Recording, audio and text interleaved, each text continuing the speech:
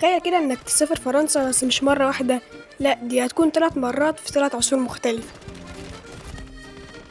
مرة وقت الثورة، ومرة وقت الاحتلال، ومرة وقت الحرب. أول لعبة وهي أساسن كريد يونيتي. اللعبة بتحكي عن الثورة الفرنسية سنة 1789.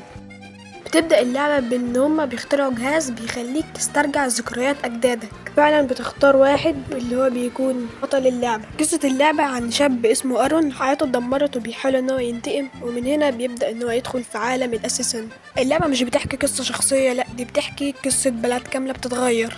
اللعبة عالم مفتوح، تقدر تمشي وسط الناس أو فوق البيوت، والباركور هنا جامد. الحركات ناعمة وسريعة، وده بيحسسك انك طاير. من ضمن الحاجات الجامدة في اللعبة دي وهي الزحمة، هتلاقي آلاف من الناس في الشارع، وده بيحسسك انك فعلا في ثورة مش مجرد لعبة.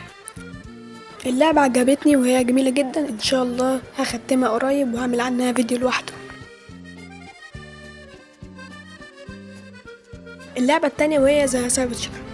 نعدي شوية سنين كده ونروح لأسوأ فترة عدت عليها فرنسا، وهي الحرب العالمية التانية. بتلعب بشخصية اسمها شون ديفلين، واللي عايز ينتقم من النازيين عشان خسروا له كل حاجة في حياته وقتلوا له صاحبه. بس الموضوع مش انتقام بس، انت بتقاوم الاحتلال كامل. اللعبة ميكس بين تفجيرات وشوتينج وستيلز. تقدر انك تتسلل وتدخل تضرب جندي وتاخد لبسه وتفجر القواعد العسكرية، او تدخل تضرب نار على طول وتفجر القواعد. بس اهم حاجة هنا هو شكل المدينة، بتكون ابيض واسود كأن الحياة فيها اتسحبت، وكل ما تحرر منطقة الالوان بترجع، وده بيخليك انك تحس انك فعلا بتعمل حاجة مش بتلعب وخلاص. اللعبة دي انا بحبها جدا جدا، وهي ما فيهاش حاجة تخليك تزهق منها. اي حاجة هتكون عايزها هتلاقيها في اللعبة دي. مشكلتها ان قصتها صغيرة شوية. من كتر ما اللعبة دي عجبتني انا ما عنديش مانع ان هم يطولوا ويمطوا في الاحداث. من الاحساس ده بسبب ان اللعبة عجبتني فخلتني ان انا عاوز اختمها بسرعة.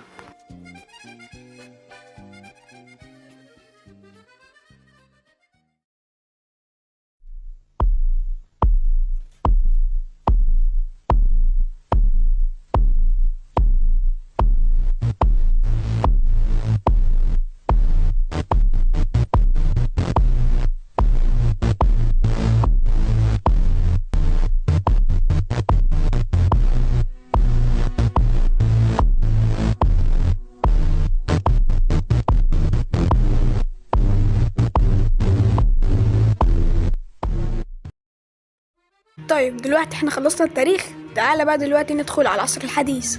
Call of Duty Modern Warfare 3.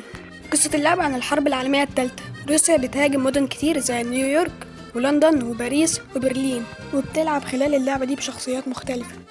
الجيم بلاي سريع، تفجيرات في كل حتة. اللعبة كلها لقطات تحس نفسك في فيلم أكشن، دمار ومعارك ضخمة في كل حتة، دي حرب كاملة وانت جواها. ودي كانت فرنسا، بس مش زي ما انت تعرفها، دي فرنسا من خلال الألعاب. بس كده، هو ده كان فيديو النهاردة. قول لي رأيك في التعليقات، ولو الفيديو عجبك اعمل لايك، لو ما عجبكش قول لي ليه في التعليقات. وبس كده، سلام.